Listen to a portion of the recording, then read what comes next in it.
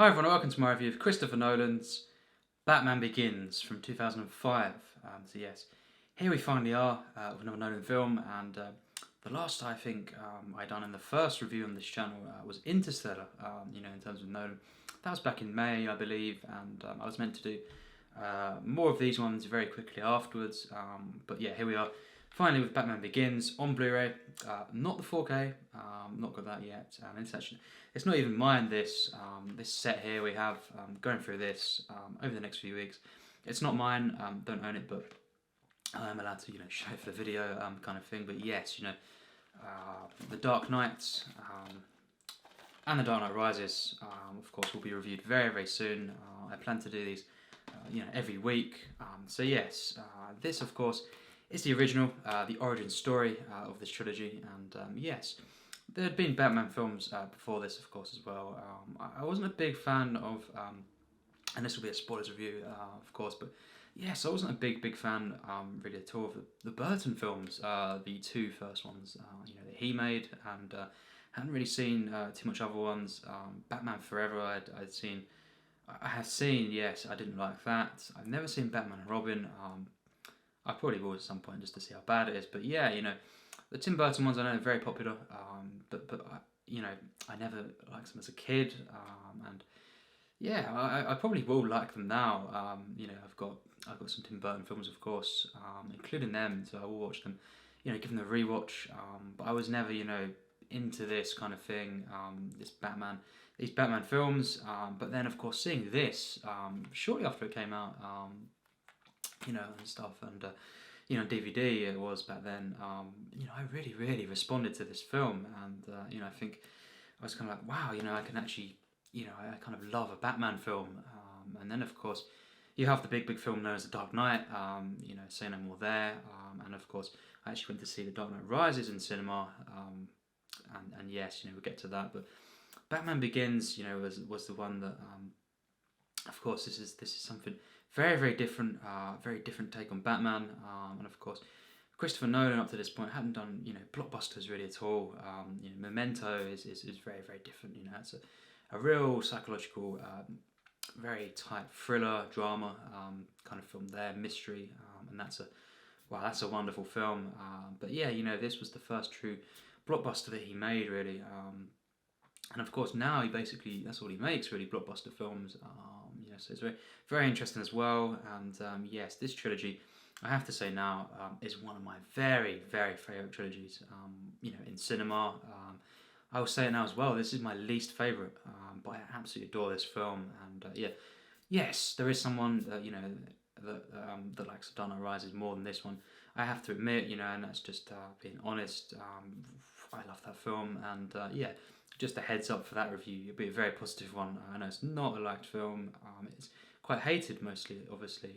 But I'll just say my opinions on that film. I love that film, and of course, The Dark Knight. It's just there's no doubt it's one of the best films ever made, one of the best films. But yes, this film I think is absolutely wonderful. Just what a film. Nolan just got everything right really here. It's pretty much. It's almost a perfect film really for me, and certainly one of the best origin stories. And I just love Batman. Just as an overall superhero. Just a hero. In cinema and stuff. But I've played the games as well. I love the games, the Arkham games. Just wow, so good. And I think Spider-Man and Batman are my two favorite superheroes. So yeah, just. This is just so great to have like a kind of just every single one in the trilogy for me being absolutely stunning. It's just kind of a dream, and Christopher Nolan just knows how to direct this film. Of course, co-written as well by Nolan himself, and yes, the score. We must not brush over the score. Hans Zimmer and James Newton Howard, some of the best composers of all time. Hans Zimmer mainly works. Some people maybe are not aware of this. He works mainly on the action for this film, the action scenes, and of course, Molossus. That's the big kind of. It's associated really with the film being the theme of this film and stuff, and the trilogy.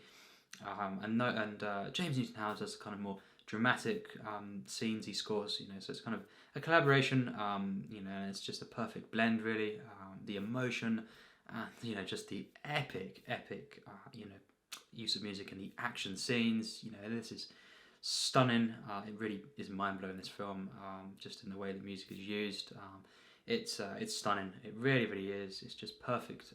In terms of how it's suited to what's going on in the story. These big sequences. And it gives the film. It adds so much to the scope of the film, just the score alone. But yes, as we know, it's an origin story. For Batman, and I think in terms of how I'd kind of rank it maybe among origin stories, I'd probably say maybe third or fourth best kind of origin story for mainly a single superhero. We're talking about Spider-Man kind of thing here, Superman. I think Unbreakable and Spider-Man, the Sam Raimi version, of course. I think definitely better than this, and maybe another one. And maybe Superman, maybe. But yes, this film just really does everything right. You start off with the first half an hour is quite a few different timelines here, and basically showing Bruce Wayne as a kid, and you've got that really moving scene with his parents getting killed, of course, and he's left in the streets, and yes, you have him after that as well, and of course most of the first act is him training, of course, with Ra's al Ghul, and of course, as we know, eventually played by Liam Neeson, because we find out that actually that is Ra's al Ghul, and basically yes, he returns, as we know, for the final act, which is just stunning. But yes, he's kind of like his mentor, of course, and it's just so amazing, so ironic, and kind of poetic as well. How he has to face him at the end, and the death with the train. It's very, very poetic, and the way that he has to kind of do this at the end. He doesn't save him, kind of thing. At least, not that he actually kills him in that sense, but he doesn't save him. He just kind of glides off from the crash. But yeah, it's just the relationship between the hero and the villain here, you could say, is just absolutely stunning. I love this in films, where the hero and the villain have this kind of this complex relationship, where of course they were at one point maybe kind of friends, of course. It just adds so much to this film, and really, really, Liam Neeson, who is just obviously such a great actor. I think he is perfect. Here, the casting for this film is very, very nearly perfect. We'll have to just go over really the one big flaw of the film, which brings, I can't quite give this a full marks, unfortunately. But one of them things, just is Rachel, the character of Rachel in this film. With no disrespect, it's a shame about this. I think the casting was just not quite perfect here. It just Katie Holmes, of course, plays Rachel, and she, the film does not rest, on the shoulders of that romance, really, that relationship, but it definitely is, somewhat of a kind of a role. It plays a role in the film. It is kind of important, and it would have been better if the casting was better here. I think the writing is really great with all this. In fact, one of the best moments of the film, of course, is when she finds out that he's that Batman is Bruce Wayne, of course. But Katie Holmes, unfortunately, I don't think pulls it off. Especially there's a scene maybe in the middle of the film where she's on the phone. Wow, yeah, it's a shame. I have to be honest. It doesn't quite work. I didn't quite think it was the best portrayal of this character. I think Maggie Gyllenhaal is much better in The Dark Knight, which we'll get to. But in this film, I think it's just a little bit of miscasting there. But other than that, the casting here is perfect. Really, you've got Michael Caine as Alfred. That is kind of a dream come true. Morgan Freeman, of course, as Lucius Fox, and I love the line in the film where Michael Caine just there's a little bit of conversation there, and Michael Caine says just kind of goes Lucius, and it's just an amazing weird moment, that line there, but it's hilarious. I always find it hilarious, that moment there. It's kind of Michael Caine's approval there, just really funny stuff. Michael Caine adds a lot of comedy to the film, and also the warmth of the film a lot of the time comes from him. His relationship with Bruce Wayne here, his kind of his father figure, really, bringing him up, of course, after his parents' death, and such a across this trilogy, this relationship really develops, into something truly meaningful and moving. And in this film, it really is just so pivotal, to the enjoyment and to the emotion, to the words of wisdom as well. In the way it's kind of this really wonderful film in that sense. And this is just it's much more grounded, of course, kind of grounded take on Batman, this universe. And I think this is definitely my favourite across these three films, portrayal of Batman. I know Christian Bale, of course, not everyone likes this kind of take on Batman. It's my favourite, definitely, absolutely. I can understand. Of course, there's other ones that people like. Michael Keaton, he's a great actor, of course. But yeah, this for me, Christian Bale is definitely the best. I think he's just perfect, especially in the next two films. It's really wonderful performance, and it's just Christian Bale is one of my favourite actors of all time. So it is great, of course, to see him in these films as Batman. It doesn't get much bigger than that, and I just think all this casting, really, as I've said, is just so good. Other than the Katie Holmes, Rachel kind of one there, which I'm just being honest, it just doesn't work as well as it should. It doesn't completely destroy the film, but it does, unfortunately. That's the main thing that docks this mark off that I'm gonna give. But yes, this film, I think the way this film rises, the culmination, of course, but the way it just kind of is this rise, this origin story, could not have been better. I think it's so compelling. Just emotionally, this film, you've got the motivations just established so perfectly, of course, in the first act, and then it just permeates this kind of tragedy to the character. And all these things going on. It's so complex, this film. Again, I think amped up in the other two, but this is the one, of course, that starts the trilogy, and it's so important to get this right. The complexity to the character, and I think it's just perfected, really. It's just the underlying tragedy to the film, but it is a film that has comedy, of course, as I've said, and this warmth, the real friendship here, really something else, of course. And Nolan has been called, kind of maybe a cold director or more technical director, more about the technology to his films. But I really find pretty much all of his films really warm and full of heart. Interstellar, Inception, Memento, of course, absolutely. I wasn't big on the Prestige, really, but yeah, other than that, I think his films really do. They do kind of have a true heart, and this one, no exception. And this whole trilogy is just so human. There's such a humanity to the film. This one, and just the way that it's all of the exposition is just so wonderful. And then of course, the action in this film is great action. I used to kind of be a bit more critical on the action than I should have been. Believe it or not, I didn't actually. On this rewatch, it's been about 2 years and 8 months. And since I last saw this one, I've seen the other two, maybe closer to 2 years, just since I've seen them. But Batman Begins, I actually, this is the first time where I do now call this film a masterpiece. Yes, it was very close before, for many years. I didn't quite think it was a masterpiece, but now I can't deny it. I think because the action to the film, I think it's just better than I remembered.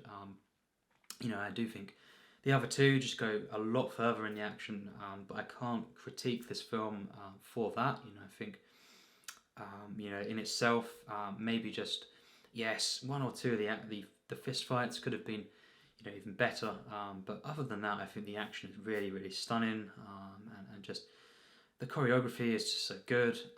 And of course, when you're talking about the Batmobile kind of scenes here, the action scenes there, the chase scenes, this is absolutely shiver-worthy.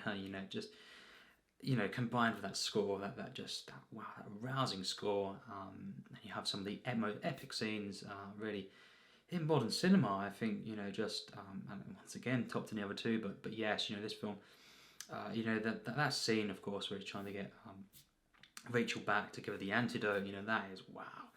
That is epic, that is so perfect. That is one of probably the best part of the film for me, the best sequence, everything coming together there. You've got the stakes, of course, of, Rachel, and will he get her back, and very funny, calling Rachel, it's just hilarious. But yeah, I think, it's a very, very funny film, this, but it's a real, the tone to the film is so consistent. Nolan knows how to kind of create an atmosphere, this film's really, and just consistently never really break the tone, and he does comedy, in this film and his other films, but it really doesn't take away from this this investment. He really knows how to kind of subtly bring the humour in, as well, and just Michael Caine is just so good. Of course, he's such a great actor that he really, this is where it really kind of shines, the humour from him, and just Morgan Freeman as well, absolutely amazing in the film, as Lucius, and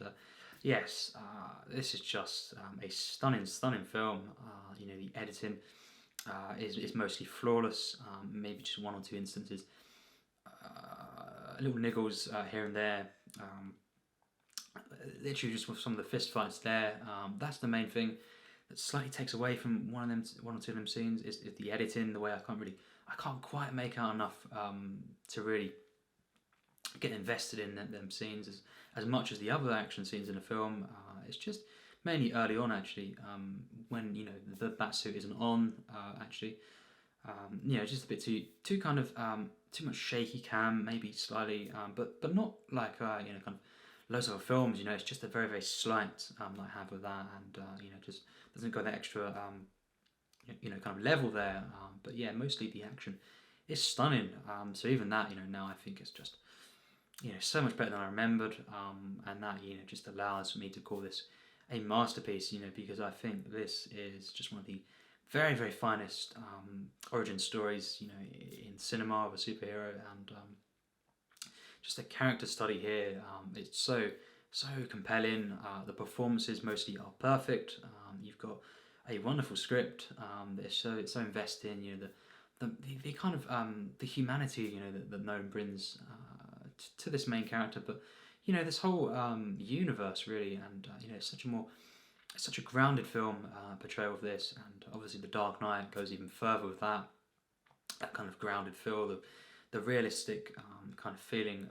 This is a fantasy film, this one, of course, but it just blends that kind of fantasy and reality together to create just such an engrossing film. It just builds and builds to such a wonderful climax, and I think maybe the ending as well. The train sequence has been criticised a little bit, but I think it's just absolutely stunning.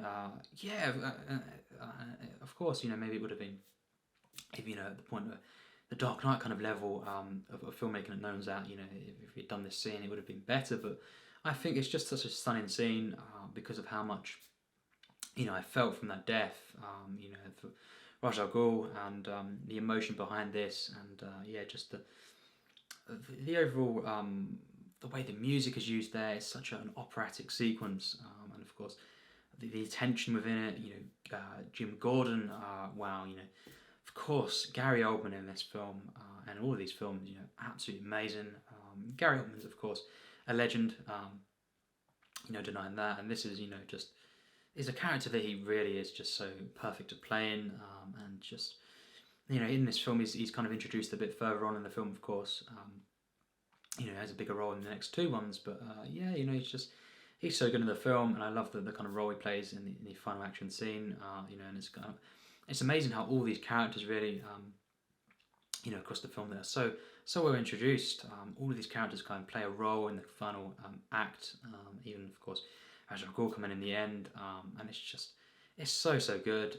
And then of course, once you've seen The Dark Knight, the very ending of the film, of course, does kind of, really, it's even better, the ending to this film, because the Joker card, and when you've seen The Dark Knight, you know how good that film is, well, at least for me anyway. It's one of the finest films ever made, in my opinion, personally. But yeah, I think once you've seen that film and you see that card in the end, it's just, you just know how good it is. It's just, wow, what an amazing moment, of course. And yes, I think I just think this film is amazing. It is definitely a masterpiece in my opinion. While I didn't quite say that before, it would have, to be honest, it would have been a 98%, which is literally, as we know, a percentage off a masterpiece for me. But now I have to give this film a 99%. Now that is an extremely high score from me. It would have been 100 if it wasn't for the overall portrayal of Rachel in the film. But I think the romance overall in the end comes together really well, and just as I said, some of the best moments actually involve Rachel. It's just early on, really, mainly the first half, where it's just involves quite a lot with her on her own, with other characters and stuff, and you've got the stuff of Falcone, who's a big role in the film, and basically she there's definitely flaws there. I don't quite get behind. It does take me out of the experience a little bit. The performance, but just the way it kind of yes, mainly the performance. I have to say, unfortunately, with all respect, but because it's so well written. Actually, it's just it could have been a lot better, and that really does. I have to take a percentage off, and it's not. I just think it really doesn't reach the heights of. You'll see a much higher rating, of course, a much higher rating for The Dark Knight.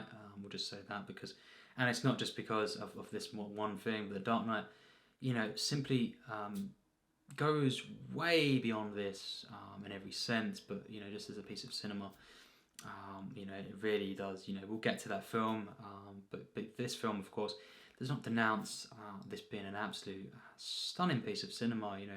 Really. Couldn't have asked for a better origin story. As I say, maybe two more that I think are better than this in terms of superhero origins.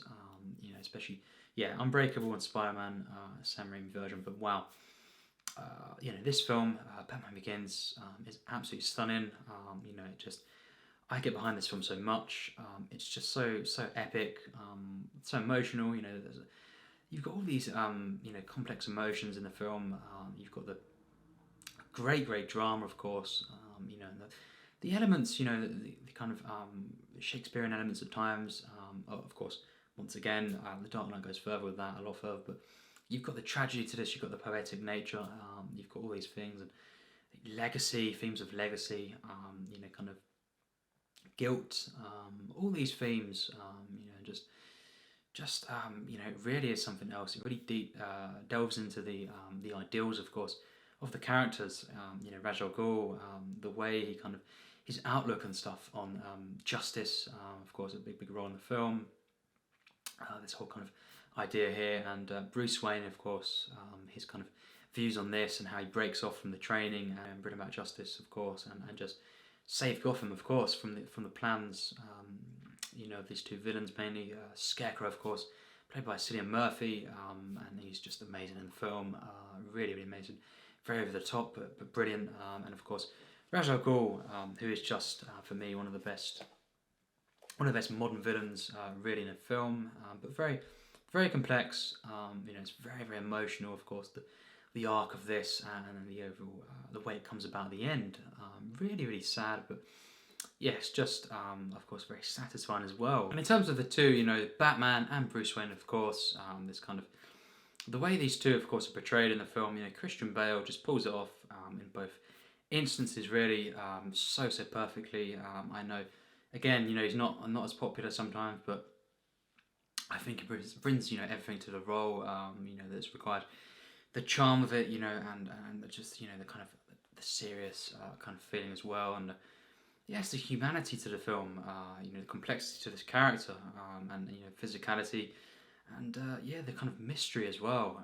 It's just so, in my opinion, it's just the best portrayal here, and really, really stunning, of course. And yes, the way the film's shot, the way it's overall directed, the editing is mostly flawless. Really, for me, I think it's just an epic film. Really, really is wonderfully shot.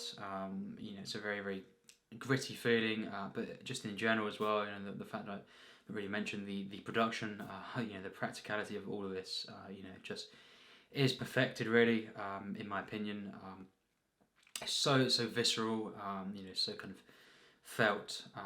The Batmobile, of course, the bat suit. Everything really here is perfect. It's just a slight couple of flaws, mainly being the kind of overall portrayal of Rachel, and because that does play into the romance of the film. She is kind of she's a big character, so I can't really say I can't quite give it 100. And if I did give it 100, it wouldn't quite be a plus tier. I don't think this film goes quite that far, but maybe it would have been, but it's kind of at least near enough there. It's just and kind of a couple of things maybe slightly could have been better, and just maybe the action and stuff. But again, the action is so much better than I remembered. This film really for me is a masterpiece. It really, really is just a stunning film, and it's among my favourites. Not kind of top 100, but I seriously absolutely would say top 300, top 250 at the moment for me, and it's a stunning film. Of course, some people would say this is their favourite, and I understand that the love for this film. I love this film. It's not personally my favourite, but I think it's just simply because I make a case for that in the next ones why I personally would take the other two over this one, but it really is irrelevant, really. The fact that I love all three of these films, and just this is what I think of mainly this trilogy, and stuff when I think of Christopher Nolan. He's made so many great films, masterpieces, but this trilogy really for me is the ones. These are the films that kind of the overall piece is what I think of and kind of love the most when I think Christopher Nolan personally. But yes, just a stunning film.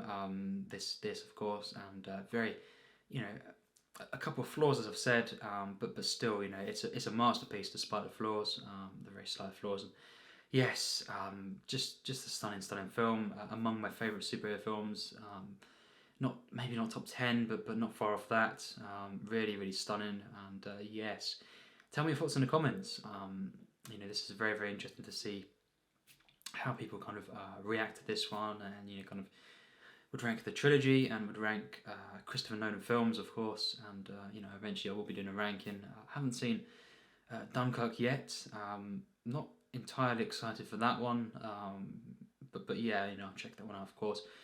On 4K, that one, and I've not seen Following as well, and yes, I need to give I need to revisit the Prestige, especially. That's the one that I was very torn on.